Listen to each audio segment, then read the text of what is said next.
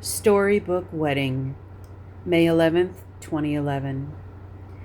This is probably a strange thing to admit, but I've never had the girlhood dream of meeting Prince Charming, adorning a long white wedding dress, having a huge wedding and guest-filled reception, and finally living happily ever after. I have two theories why none of the above was ever really important to me.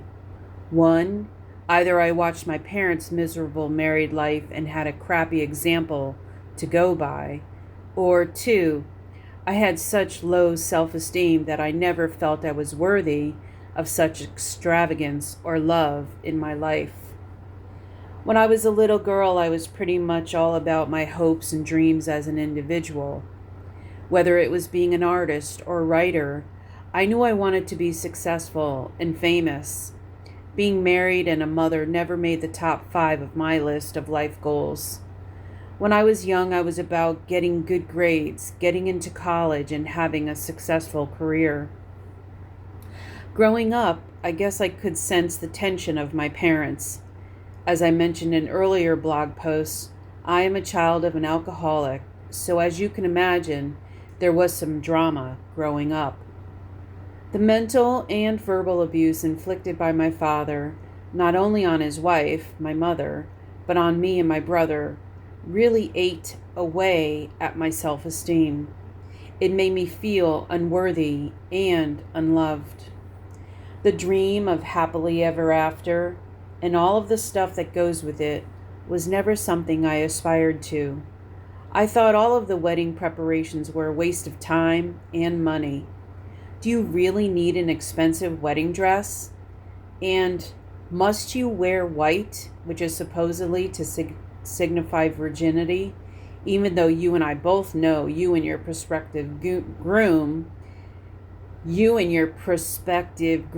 have been sleeping together ever since your second date? Must you invite everyone and their uncle to a 4-hour party that you probably won't enjoy?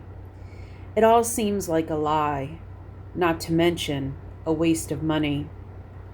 Wouldn't it be more practical to begin your lives together if you must get married, just between the two of you, a witness and a justice of the peace? It doesn't even matter where you do it or even what you wear. The purpose is to declare your love and make it legal. It shouldn't be about the pomp and circumstance. I've heard a lot of women plan out their wedding with gusto and gumption. Some women succumb to society's demands that they must or that they should have the perfect wedding. Lord knows the media is constantly extending its influence between shows like The Bachelor, The Bachelorette, Shedding for the Wedding, and the recent royal wedding hype of Prince William and Catherine Middleton. It is no surprise that women get sucked into the overblown process of marriage. For me, I believe the most authentic demonstration of love between a man and a woman is when they declare their devotion to each other spontaneously and with little fanfare. Sure, you can point out many a Las Vegas nuptial that didn't make it past 1 year, but at least they had the common sense to put the time and expense towards everyday living rather than a day of make-believe and fairy tales.